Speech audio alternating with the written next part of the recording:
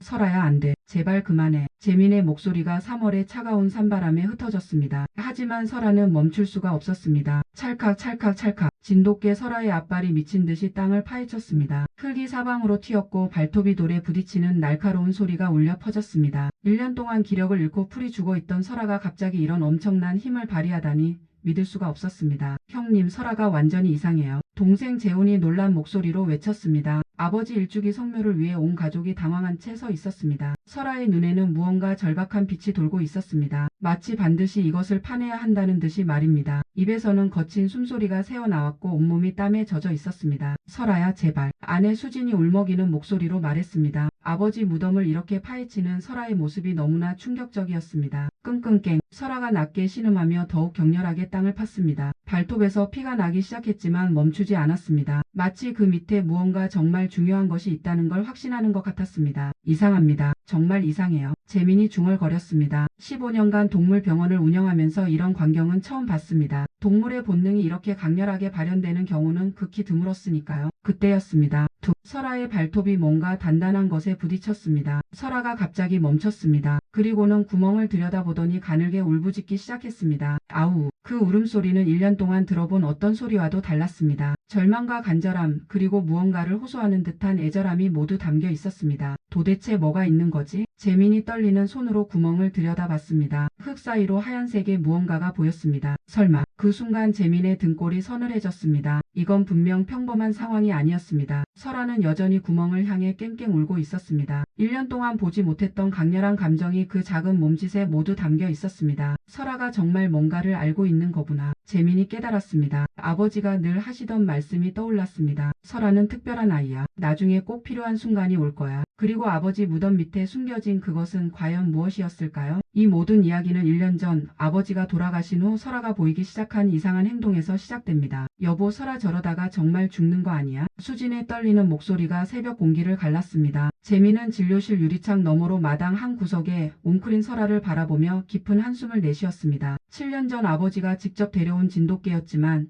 지금의 설아는 완전히 다른 개가 되어버렸습니다. 아버지가 돌아가신 후 1년째 설아는 완전히 다른 개가 되어버렸습니다. 예전에는 그렇게 활발하고 사람을 좋아하던 녀석이었는데 어느 날부터인가 마당 한 구석에 웅크리고 앉아서 하루 종일 멍하니 있기만 했습니다. 밥도 제대로 안 먹고 산책을 나가자고 해도 고개만 저었다가 다시 그 자리로 돌아가곤 했습니다. 마치 아버지를 기다리는 것처럼 말입니다. 형님, 이렇게 계속 둘 수는 없잖아요. 재훈이 조심스럽게 말을 꺼냈습니다. 중학교 교사인 동생답게 차분하지만 걱정 가득한 눈빛이었습니다. 재민의 어깨가 무겁게 처졌습니다. 동물병원을 운영한 지 15년. 수많은 아픈 동물들을 치료해 왔지만 자신에게 하나 제대로 돌보지 못하고 있다는 현실이 가슴을 짓눌렀습니다. 시간이 지나면 괜찮아질 거라고 생각했습니다. 개들도 사람처럼 슬픔을 느끼겠지만 또 적응하면서 살아가는 거 아니겠습니까? 하지만 1년이 지나도록 설아는 변하지 않았습니다. 오히려 더 심해졌습니다. 가끔씩 마당 한가운데서 하늘을 보고 길게 울부짖곤 했는데 그 소리를 들으면 가슴이 먹먹해졌습니다. 마치 아버지를 부르는 것 같았으니까요. 설아야, 밥 먹어야지. 재민이 무릎을 꿇고 설아 앞에 앉았습니다. 평소 같으면 꼬리를 살랑살랑 흔들며 달려왔을 텐데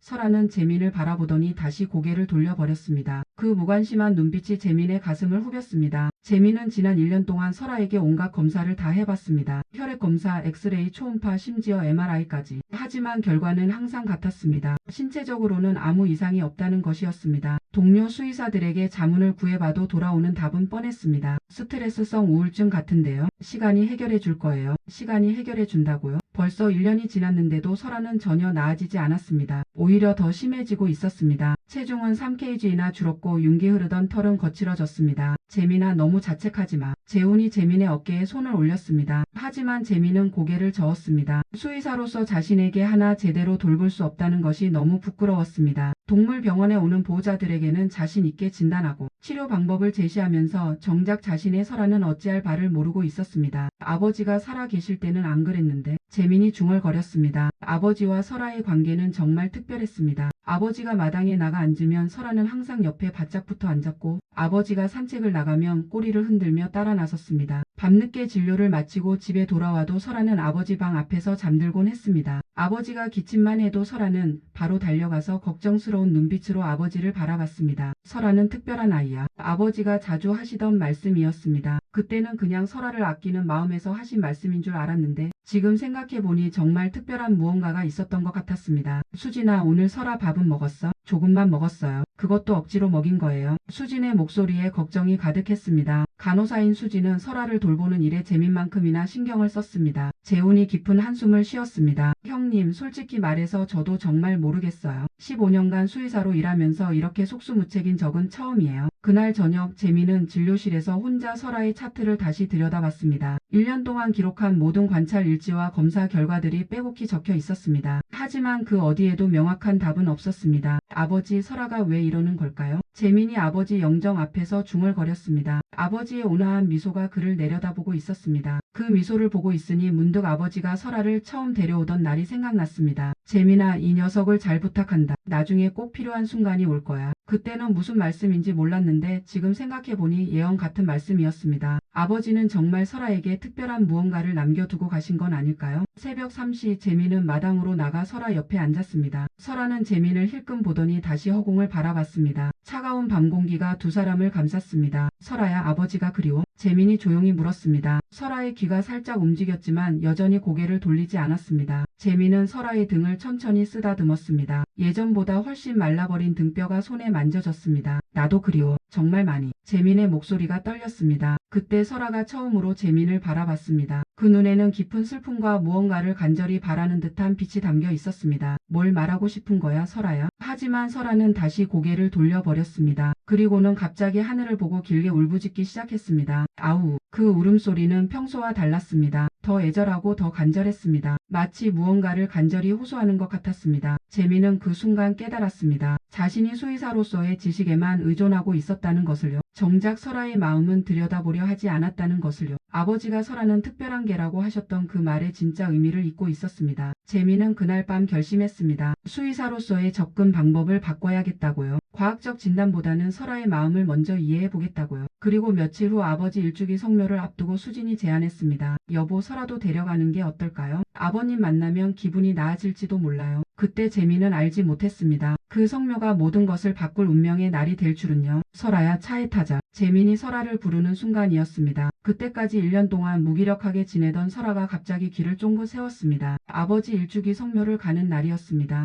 설아가 반응하네. 수진이 놀란 표정으로 말했습니다. 평소 같으면 관심도 안 보였을 텐데 그날따라 설아는 꼬리를 살짝 흔들며 차로 다가왔습니다. 어머, 설아가 나오네. 재훈도 신기했습니다. 정말 오랜만에 보는 설아의 적극적인 모습이었으니까요. 아버지가 보고 싶은가 보네. 재민이 설아의 머리를 쓰다듬으며 말했습니다. 설아는 평소와 달리 재민의 손길을 피하지 않았습니다. 오히려 꼬리를 살랑살랑 흔들며 차문 앞에서 기다리고 있었습니다. 그래, 한번 데려가자. 아버지도 설아 보고 싶어 하실 거야. 아버지 산소까지는 차로 40분 정도 걸렸습니다. 설아는 뒷자리에서 조용히 앉아 창밖을 바라보고 있었는데 신기하게도 평소의 무기력한 모습과는 완전히 달랐습니다. 어디 가야 할 곳이 있다는 걸 아는 것처럼요. 설아 표정이 달라 보이지 않아요? 수진이 뒷자리를 돌아보며 말했습니다. 정말 그랬습니다. 설아의 눈에는 1년 만에 처음으로 생기가 돌고 있었습니다. 하지만 그 생기 속에는 왠지 모를 긴장감도 섞여 있었습니다. 산에 가까워질수록 설아는 점점 안절부절 못하는 모습을 보였습니다. 앉았다 일어서다를 반복하며 창밖을 뚫어져라 바라봤습니다. 마치 무언가를 찾고 있는 것 같았습니다. 왜 저러지? 재민이 백미러로 설아를 바라보며 중얼거렸습니다. 산소에 도착하니 3월의 쌀쌀한 바람이 불어왔습니다. 바람 한 점 없이 고요했습니다. 설아야, 아버지한테 인사해야지. 재훈이 설아를 보며 말하자 설아가 천천히 무덤 앞에 가더니 가만히 앉아 무덤을 바라봤습니다. 한참을 아무 말도 하지 않고요. 아이고, 우리 설아. 아버지를 참 좋아했는데. 가족들은 그 모습을 보고 안타까워했습니다. 재민은 제사상을 차리기 시작했습니다. 아버지가 좋아하시던 음식들을 정성스럽게 올리고 향을 피웠습니다. 아버지, 저희 왔어요. 설아도 데려왔어요. 1년 동안 아버지 많이 그리워했거든요. 그렇게 성묘 준비를 마치고 있는데 갑자기 이상한 일이 벌어졌습니다. 설아가 무덤을 미친 듯이 파기 시작한 겁니다. 설아야, 뭐 하는 거야? 재민이 깜짝 놀라서 소리쳤습니다. 설아는 앞발로 무덤의 흙을 격렬하게 파헤치며 낑낑거리는 소리를 내고 있었습니다. 1년 동안 보지 못했던 엄청난 에너지였습니다. 설아, 그만해. 재훈이 뛰어가서 설아를 말렸지만 설아는 전혀 멈출 기색이 없었습니다. 오히려 더 격렬하게 파기 시작했습니다. 흙이 사방으로 튀었고 설아의 발톱은 땅을 긁는 소리를 냈습니다. 왜 저러는 거예요? 수진도 당황한 표정으로 다가왔습니다. 설아의 눈에는 무언가 절박한 빛이 돌고 있었습니다. 마치 반드시 해야 할 일이 있다는 듯이요. 입에서는 거친 숨소리가 나왔고 온몸에 땀이 배어 털이 젖어 있었습니다. 설아야 안 돼. 재민이 설아를 끌어안고 말리려 했지만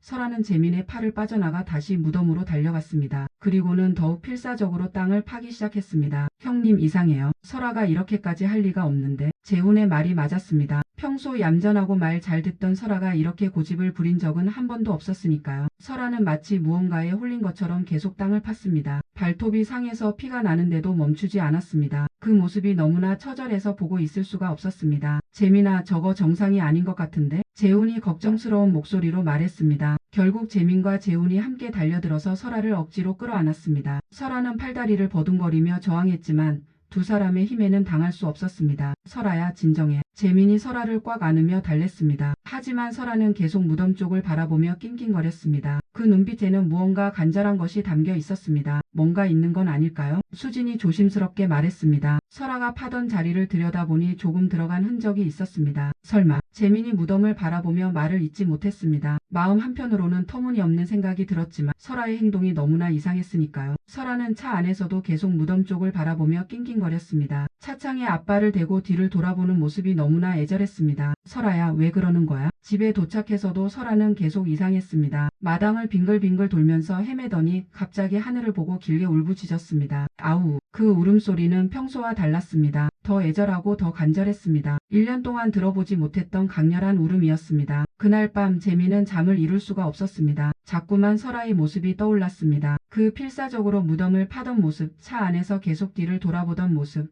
그리고 그 애절한 울음소리. 설마 정말 뭔가 있는 건 아니겠지? 하지만 설아의 행동은 너무나 확신에 차 있었습니다. 마치 그곳에 반드시 있어야 할 무언가가 있다는 걸 아는 것 같았습니다. 다음날 저녁 가족들은 한자리에 모였습니다. 다들 어제 설아 행동 봤죠? 재민이 먼저 입을 열었습니다. 솔직히 말해서 뭔가 이상해요. 수진도 고개를 끄덕였습니다. 혹시 아버지 돌아가실 때 뭔가 이상한 점이 있었나요? 재훈이 조심스럽게 물었습니다. 생각해보니까 아버지가 조금 갑자기 돌아가시긴 했어. 맞아요. 전날까지도 괜찮으셨는데 의사 선생님은 심장마비라고 했지. 연세도 있으시고 자연스러운 임종이라고. 그때는 그냥 그런 줄 알았습니다. 아버지 연세도 많으셨고 큰 병 없이 편안하게 가신 것에 오히려 다행이라고 생각했었으니까요. 근데 지금 생각해보니 좀 갑작스럽긴 했어. 형님, 혹시 설아가 뭔가 알고 있는 건 아닐까요? 걔들이 사람보다 감각이 뛰어나다고 하잖아요. 수진이 말했습니다. 솔직히 말해서 저는 확인해보고 싶어요. 재민이 조심스럽게 말을 꺼냈습니다. 파묘를 해보는 건 어떨까요? 그 말이 나오는 순간 식탁 위에 정적이 흘렀습니다. 형님, 그럴 필요까지 있을까요? 재훈이 조심스럽게 물었습니다. 저도 처음엔 그렇게 생각했어요. 하지만 그때를 다시 생각해봐요. 1년 동안 풀 죽어 있다가 무덤에서 갑자기 그랬던 게 우연일까요? 재민의 목소리에 확신이 담겨 있었습니다. 설아는 정말 똑똑한 개니까요. 그리고 아버지와 얼마나 특별한 관계였는데요. 재훈이 깊은 한숨을 쉬었습니다. 형님, 그럼 정말 파묘를 해야 한다는 거예요? 설아가 계속 저러면 우리도 마음이 편하지 않을 거예요. 우린 계속 이렇게 찝찝하게 살아갈 거라고요. 차라리 한번 확인해 보자고요. 별일 없으면 다시 잘 묻어두면 되잖아요. 재훈도 결국 고개를 끄덕였습니다. 그래요. 생각해보니까 형님 말이 맞는 것 같아요. 아버지한테는 죄송하지만 한번 해봅시다. 그렇게 해서 파묘를 결정했습니다. 쉬운 결정은 아니었지만 설아의 이상한 행동을 그냥 넘길 수는 없었습니다. 파묘 당일 이른 아침부터 산에는 짙은 안개가 깔려 있었습니다. 3월 중순이었지만 산 위는 여전히 쌀쌀했고 바람 한 점 없이 고요했습니다. 정말 파묘를 해야 하는 건가요? 장의업체 직원이 조심스러운 물음에 재민은 깊은 한숨을 쉬었습니다. 네, 부탁드립니다. 재민의 목소리가 떨렸습니다. 아버지를 다시 파헤쳐야 한다는 것만으로도 가슴이 아팠으니까요. 장의업체 직원들이 조심스럽게 봉분에 흙을 걷어내기 시작했습니다. 한 삽 한 삽 떠낼 때마다 재민의 심장이 두근거렸습니다. 정말 뭔가 나올까요? 그런데 무덤을 판 지 어느 정도 지났을 때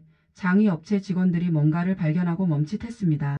이건 뭐지? 직원 한 명이 고개를 갸우뚱하며 말했습니다. 뭐가 나왔나요? 재민이 다가가서 물었습니다. 가슴이 쿵쾅거렸습니다. 유골함이. 여기 유골함이 있는데요. 뭐라고요? 재민은 깜짝 놀라서 무덤을 들여다봤습니다. 정말로 유골함이 있었습니다. 작은 사각형 모양의 하얀색 함이었습니다. 이거 혹시 가족들이 알고 있는 건가요? 아니요. 저희는 유골함을 묻은 적이 없어요. 재민의 목소리가 높아졌습니다. 직원들이 조심스럽게 유골함을 들어 올렸습니다. 앞면에 작은 명패가 붙어 있었습니다. 이름이 적혀 있네요. 김지연이라고 되어 있습니다. 김지연. 전혀 모르는 이름이었습니다. 1998년생이네요. 젊은 분이에요. 재훈이 안타까운 목소리로 말했습니다. 27살이면 정말 젊은 나이였습니다. 그런데 왜 우리 아버지 무덤 옆에? 재민은 바로 경찰에 신고를 했습니다. 경찰이 현장에 도착하는 데는 30분 정도 걸렸습니다. 김지연이라는 분에 대해서 아시는 게 있으신가요? 전혀 모르겠어요. 처음 듣는 이름이에요. 재민이 고개를 저었습니다. 그럼 수사를 통해 신원을 확인해 보겠습니다. 며칠이 지나고 경찰서에서 연락이 왔습니다. 신원 확인이 쉽지 않은 상황입니다. 동명이인이 너무 많고 정보도 너무 제한적입니다. 그럼 어떻게 해야 하나요? 좀 더 시간을 두고 수사해 보겠습니다. 혹시 고인과 관련해서 짐작되는 분이 있으시면 연락 부탁드려요. 전화를 끊고 나서 재민은 고민에 빠졌습니다. 그때 문득 생각이 났습니다. 아버지를 간병해 주셨던 정숙 씨. 재훈아, 정숙 씨 연락처 있지? 응, 있어. 왜? 혹시 정숙 씨가 뭔가 알고 있을지도 몰라. 아버지를 가장 가까이에서 돌봐주셨잖아. 재민은 즉시 정숙 씨에게 전화를 걸었습니다. 여보세요, 정숙 씨. 잘 지내시죠? 아, 재민 씨. 오랜만이네요. 어쩐 일이세요? 정숙 씨의 목소리에 반가움이 담겨 있었습니다. 하지만 뭔가 조심스러운 기색도 느껴졌습니다. 정숙 씨, 혹시 시간 괜찮으시면 저희 집에 좀 와주실 수 있어요? 아버지 관련해서 여쭤볼 게 있어서요. 아버님 관련해서요? 무슨 일인데요? 정숙 씨의 목소리에 약간의 긴장감이 섞였습니다. 전화로는 설명하기 어려워서 와주시면 자세히 말씀드릴게요. 그럼 조만간 갈게요. 며칠 후 정숙 씨가 집을 찾아왔습니다. 재민 씨, 저 왔어요. 재민이 일어나서 마중 나가려는데 설아가 갑자기 귀를 쫑긋 세우더니 마당으로 뛰어나갔습니다. 대문을 열고 정숙 씨가 들어왔고 설아와 정숙 씨는 눈을 마주쳤습니다. 그런데 그 순간 놀라운 일이 벌어졌습니다. 어머, 설아야, 잘 지냈니? 정숙 씨가 반갑게 소리치며 손을 내밀었습니다. 설아는 꼬리를 살랑살랑 흔들며 정숙 씨에게 달려가더니 다리에 몸을 비비기 시작했습니다. 설아야, 정숙 이모가 그렇게 좋아? 재민이 웃으며 말했습니다. 1년 동안 누구에게도 애교를 부리지 않던 설아가 정숙 씨에게만은 이렇게 반가워하다니요. 거실로 들어가 자리를 잡은 후 재민은 조심스럽게 말을 꺼냈습니다. 사실은 얼마 전에 설아가 아버지 산소에서 계속 이상한 행동을 하더라고요. 그래서 파묘를 했는데 그 말을 하는 순간 정숙 씨의 얼굴색이 순간적으로 변했습니다. 파묘? 네. 설아가 자꾸 무덤을 파려고 해서 이상해서 확인해봤는데 재민이 조심스럽게 말을 이어갔습니다. 아버지 무덤 옆에서 유골함이 나왔어요. 김지연이라는 그 순간이었습니다. 쿵. 정숙 씨가 갑자기 소리를 내며 바닥에 무릎을 꿇고 앉으셨습니다. 정숙 씨. 재민이 깜짝 놀라서 일어났습니다. 왜 그러세요? 어디 아프세요? 하지만 정숙 씨는 고개를 푹 숙인 채 떨리는 목소리로 말씀하셨습니다.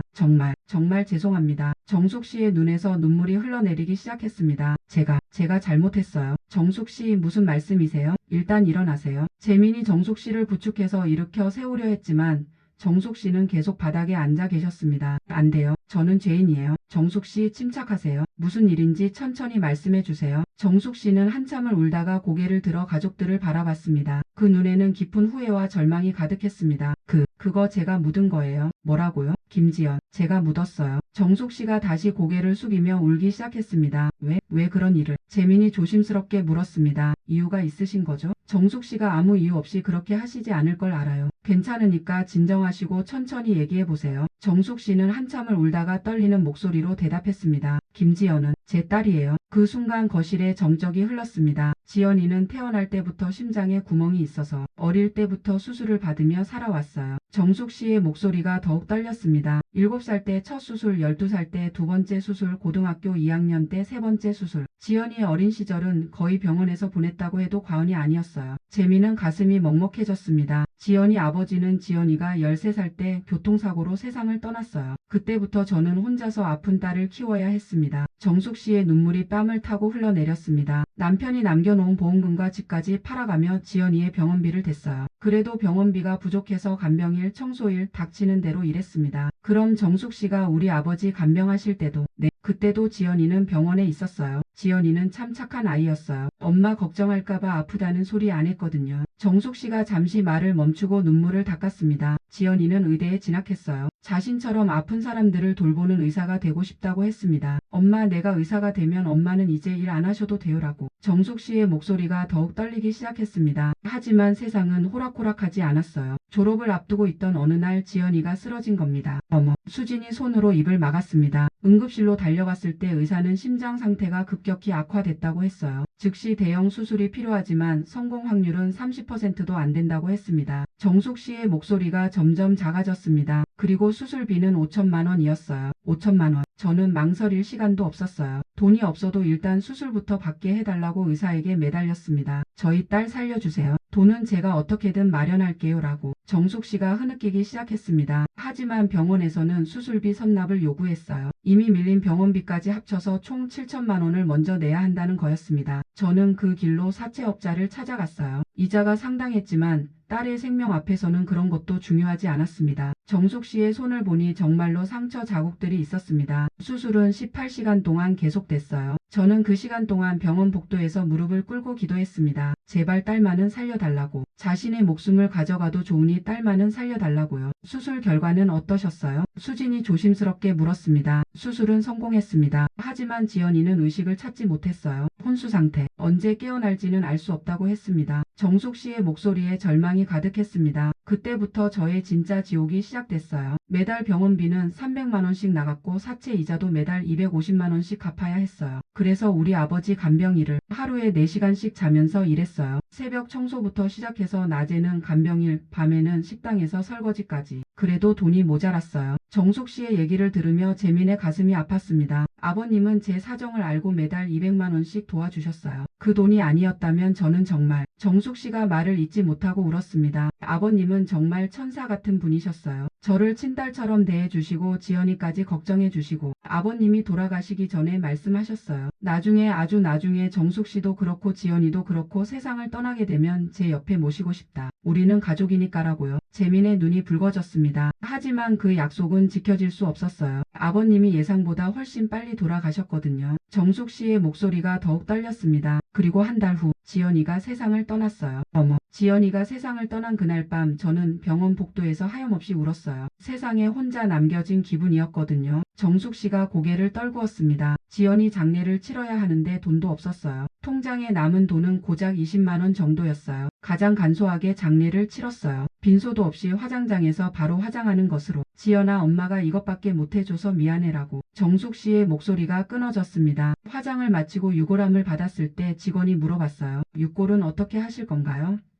봉안당 비용을 물어보니 최소 300만 원이었어요. 그런 돈이 어디 있겠어요? 집조차도 안전하지 않았어요. 사채업자들은 계속 전화를 걸어왔고 집 월세도 밀렸어요. 집마저 나가야 할 상황이 된 거죠. 그때 아버님 말씀이 생각나신 거군요. 네. 처음에는 아무리 그래도 그건 아닌 것 같다고 생각했어요. 아무리 아버님이 그렇게 말씀하셨다고 해도 같은 가족도 아니고 여러분한테 연락하기에도 염치 없고요. 정숙 씨가 고개를 저었습니다. 하지만 며칠이 지나도 대안이 없었어요. 지연이 유골함을 들고 길바닥에 나앉을 상황이 된 거죠. 그래서 결국 저는 자신을 설득하기 시작했어요. 아버님이 우리를 가족이라고 하셨으니까라고. 정숙 씨가 떨리는 목소리로 말을 이어갔습니다. 그날 밤 저는 지연이의 유골함을 안고 산으로 향했어요. 아무도 없는 새벽 시간 손전등 하나만 들고 올라갔어요. 아버님 무덤에 도착했을 때 저는 한참을 서 있었어요. 아버님, 저 왔어요. 죄송해요. 이렇게밖에 할 수 없어요 라고. 정숙 씨의 눈에서 눈물이 주룩주룩 흘러내렸습니다. 지연이가 갈 곳이 없어요. 엄마가 능력이 없어서. 그렇게 저는 아버님 무덤 옆에 작은 구덩이를 팠어요. 유골함을 조심스럽게 묶고 다시 흙을 덮었어요. 지연아, 엄마가 제대로 못해줘서 미안해. 엄마가 나중에 꼭 다시 찾으러 올게. 꼭 좋은 곳에 옮겨줄게. 아버님, 정말 죄송합니다 라고. 정숙 씨의 마지막 말이 끝나고 거실에는 깊은 정적이 흘렀습니다. 재민은 아무 말을 할 수가 없었습니다. 목이 메어서 한마디도 나오지 않았습니다. 재훈도 고개를 숙인 채 어깨가 떨리고 있었고 수지는 이미 눈물을 훔치고 있었습니다. 정말 죄송합니다. 제가 죄인입니다. 정숙 씨가 여전히 고개를 숙인 채 말씀하셨습니다. 정숙 씨, 그런 말씀 마세요. 수진이 먼저 말했습니다. 목소리가 떨리고 있었습니다. 이모가 잘못한 게 아니에요. 이해해요. 괜찮아요. 그동안 많이 힘드셨죠? 재훈도 고개를 들었습니다. 눈이 빨갛게 충혈되어 있었습니다. 저희한테 말씀하시지. 혼자 그렇게 고생하시고. 그때 설아가 조용히 일어나더니 정숙 씨 앞으로 다가갔습니다. 그리고는 정숙 씨의 무릎에 머리를 올려놓았습니다. 설아야. 설아는 정숙 씨의 손을 살짝 할아 주었습니다. 정숙 씨, 재민이 조심스럽게 말했습니다. 아버지 말씀이 맞아요. 우리는 가족이에요. 지연이도 우리 딸이나 마찬가지예요. 정숙 씨의 눈에서 눈물이 주룩주룩 흘러내렸습니다. 제가 이렇게까지 했는데 정말 괜찮아요? 괜찮은 게 아니라 오히려 당연한 거예요. 수진이 말했습니다. 이모가 우리 아버님을 그렇게 돌봐주셨는데. 재훈이 덧붙였습니다. 저희는 정말 괜찮으니까요. 아버지 무덤 옆에 지연이를 두세요. 그럼 지연이도 외롭지 않을 거고 아버지가 잘 돌봐주실 거예요. 그 말에 정숙 씨는 더욱 큰 소리로 울기 시작했습니다. 감사해요. 정말 감사해요. 가족들도 모두 울었습니다. 그 감동적인 순간에 눈물을 참을 수 있는 사람은 아무도 없었습니다. 며칠 후 재민이 가족 회의에서 말을 꺼냈습니다. 지연이를 아버지 곁에 정식으로 모셔드리는 게 어떨까요? 그래요. 그렇게 하자고요. 재훈이 고개를 끄덕였습니다. 아버지도 그걸 원하셨을 거예요. 그리고 지연이도 제대로 된 안식처가 필요해요. 수진도 동의했습니다. 그래서 정숙 씨에게 전화를 걸었습니다. 정숙 씨, 지연이를 아버지 곁에 정식으로 모시는 날을 정하면 어떨까요? 가족으로서 제대로 된 의식을 치르고 싶어요. 전화 너머로 정숙 씨의 흐느끼는 소리가 들렸습니다. 정말 괜찮은가요? 괜찮은 게 아니라 당연한 거예요. 우리 가족이니까요. 며칠 후 지연이를 아버지 곁에 정식으로 안치하는 날이 왔습니다. 그날 아침 정숙 씨는 일찍부터 오셨습니다. 검은 한복을 곱게 차려입고 손에는 하얀 국화꽃 한 다발을 들고 계셨습니다. 지연아, 미안해. 엄마가 미안해. 정숙 씨가 꽃을 바라보며 조용히 말씀하셨습니다. 그 목소리에는 1년간의 죄책감과 그리움이 모두 담겨 있었습니다. 설아도 그날 아침부터 달랐습니다. 평소보다 차분하고 경건한 모습이었습니다. 산소에 도착했을 때 재민의 가슴이 뭉클했습니다. 가족들은 정성스럽게 지연이의 자리를 만들어 주었습니다. 아버지 무덤 옆에 작은 구덩이를 파고 조심스럽게 유골함을 안치했습니다. 지연아, 할아버지께 감사 인사드려. 정숙 씨가 유골함을 아버지 무덤 쪽으로 향하게 하며 말씀하셨습니다. 정숙 씨는 새로 만든 지연이의 자리에 가져온 국화꽃을 한 송이 올려놓으셨습니다. 지연아, 엄마가 자주 올게. 할아버지랑 잘 지내고 있어. 마지막으로 모두 함께 절을 올렸습니다. 아버지와 지연이에게 드리는 마음 깊은 인사였습니다. 집으로 돌아오는 길 정숙 씨는 계속 감사하다고 하셨습니다. 정말 고마워요. 어떻게 이런 은혜를. 정숙 씨, 그런 말씀 마세요. 우리 가족이니까 당연한 거예요. 설아는 차 안에서 정말 평안해 보였습니다. 1년 동안 품고 있던 비밀이 해결되어서인지 표정도 훨씬 밝아졌습니다. 설아야, 이제 마음 편하지? 재민이 설아의 머리를 쓰다듬으며 물었습니다. 설아는 재민의 손을 살짝 할아주었습니다. 정말 오랜만에 보는 평온한 모습이었습니다. 그날 저녁 가족들은 또 하나의 중요한 결정을 내렸습니다. 며칠 후 재민이 아버지의 일기장을 꺼내 정숙 씨에게 보여드렸습니다. 이거 아버지가 직접 쓰신 일기예요. 일기장을 펼쳐보니 아버지의 손글씨로 빼곡히 적혀 있었습니다. 일기의 내용은 정숙 씨에 대한 감사와 지연이에 대한 이야기였습니다. 그런데 하나 가족들이 알지 못했던 내용이 일기에 있었습니다. 2023년 11월 5일. 나는 이제 얼마 남지 않았다. 내가 떠나면 정숙 씨는 어떻게 살아갈까 걱정이다. 내 재산이라도 넘겨준다면 좋으련만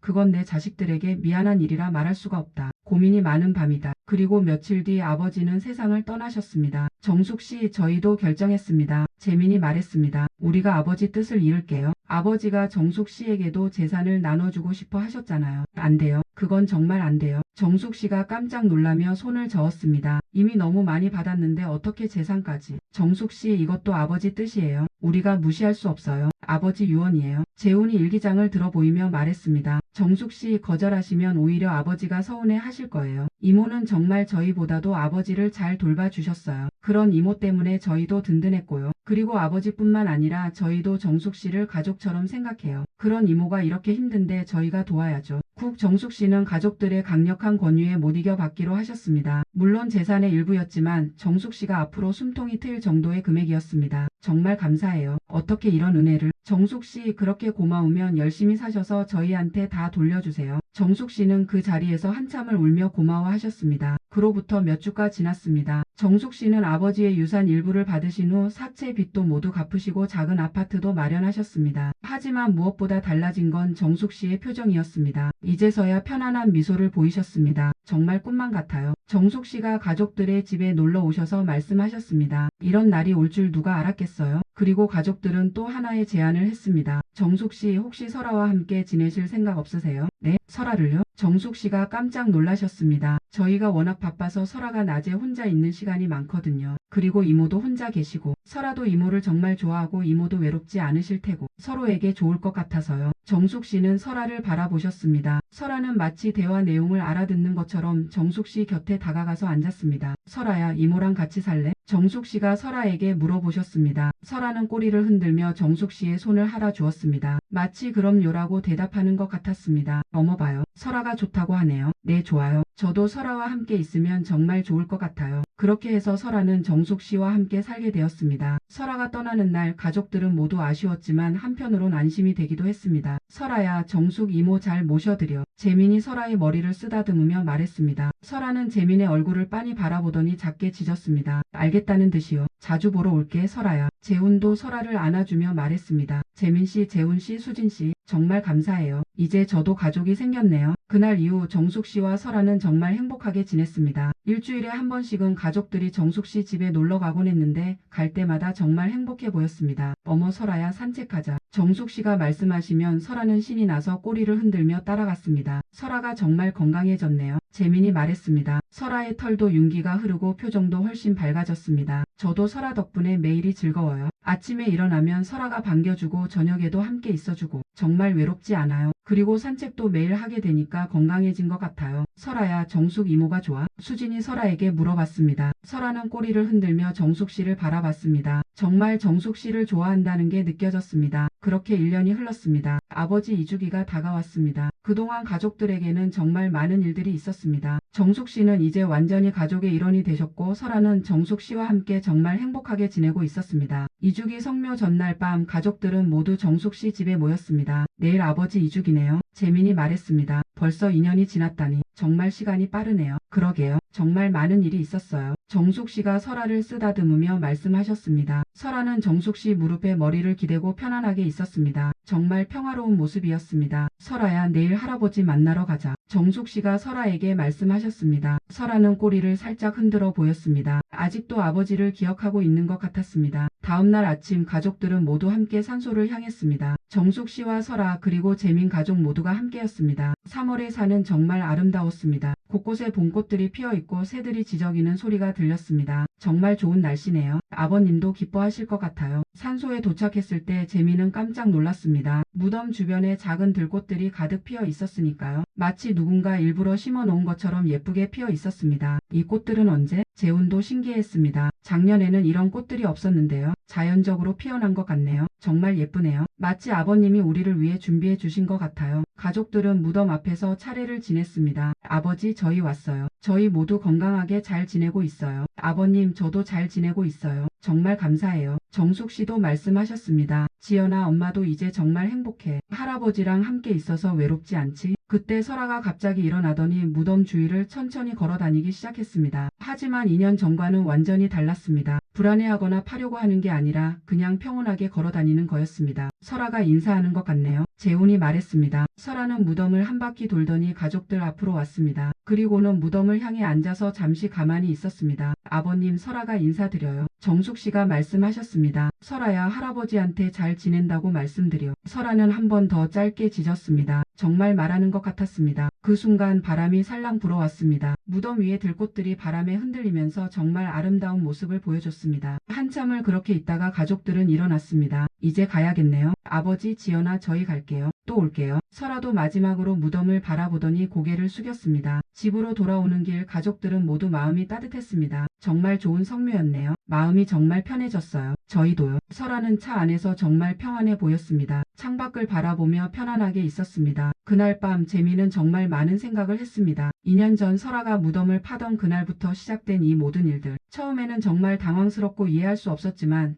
지금 생각해보니 모든 게 일어날 일이었던 것 같았습니다. 아버지의 마지막 소원을 이루어드리고 정숙 씨와 지연이를 진짜 가족으로 받아들이고 모두가 행복하게 지낼 수 있게 만드는 그 모든 계획의 중심에 설아가 있었습니다. 정말 영리하고 따뜻한 녀석이었습니다. 설아야, 고마워. 재민이 창밖을 보며 중얼거렸습니다. 아버지가 하신 말씀이 떠올랐습니다. 설아는 특별한 아이야. 나중에 꼭 필요한 순간이 올 거야. 그 말씀의 의미를 이제야 완전히 알 것 같았습니다. 설아는 단순히 영리한 개가 아니었습니다. 사랑하는 이들을 이어주고 상처받은 마음을 치유하고 가족의 의미를 일깨워주는 정말 특별한 존재였습니다. 때로는 말보다 마음이 더 깊이 통하는 법입니다. 때로는 내 발로 걷는 작은 생명이 사람보다 더 큰 사랑을 보여주는 법입니다. 그리고 때로는 이별 속에서도 새로운 만남이 싹트는 법입니다. 설아가 파헤친 그 땅 속에는 슬픔과 비밀이 묻혀 있었지만 그것을 드러냄으로써 더 큰 사랑과 용서 그리고 진정한 가족이 탄생했습니다. 이것이 바로 설아가 전해준 마지막 선물이었습니다. 아버지가 남기신 가장 특별한 유산이었습니다. 여러분, 오늘의 이야기는 어떠셨나요? 우리 주변에는 우리가 모르는 아픔을 안고 살아가는 분들이 많습니다. 그분들에게 작은 관심과 따뜻한 말 한마디가 얼마나 큰 힘이 되는지 모릅니다. 그리고 우리 곁에 반려동물들, 그들도 우리가 생각하는 것보다 훨씬 더 많은 것을 이해하고 느끼고 있습니다. 오늘도 여러분 곁에 있는 소중한 존재들을 꼭 안아주시고 사랑한다고 말씀해주세요. 오늘도 건강하고 행복한 하루 보내세요. 감사합니다.